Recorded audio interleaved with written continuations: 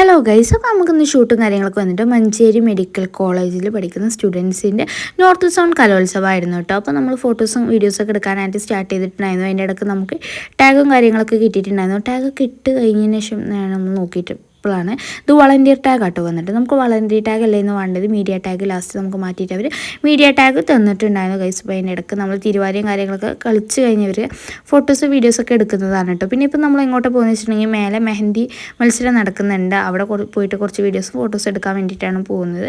ഇതാ അവർ അടിപൊളി ഡിസൈനിൽ ഒത്തിരി പേര് നല്ല അടിപൊളിയായിട്ട് മെഹന്തിയും കാര്യങ്ങളൊക്കെ ഇടുന്നുണ്ടായിരുന്നു കേട്ടോ.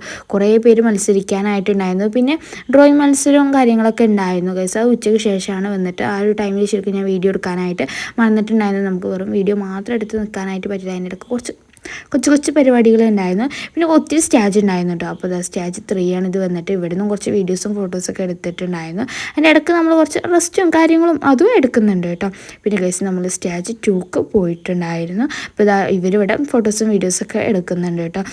ഈ ഒരു നാടകം അടിപൊളിയായിരുന്നു ഗൈസ്. ഞാൻ ഫുള്ളായിട്ട് അവിടെ നിന്ന് ഞങ്ങളെല്ലാവരും കണ്ടിട്ടുണ്ടായിരുന്നു കേട്ടോ. കിഡിലനായിരുന്നു.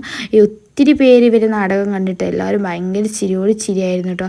അത്ര അടിപൊളിയായിട്ട് തന്നെ അവരവിടെ കളിച്ചിട്ടുണ്ടായിരുന്നു. ഒത്തിരി പേര് ഓരോ സ്റ്റേജിൻ്റെ അവിടെയും പ്രോഗ്രാംസ് കാണാനായിട്ട് വന്നിട്ടുമുണ്ട്.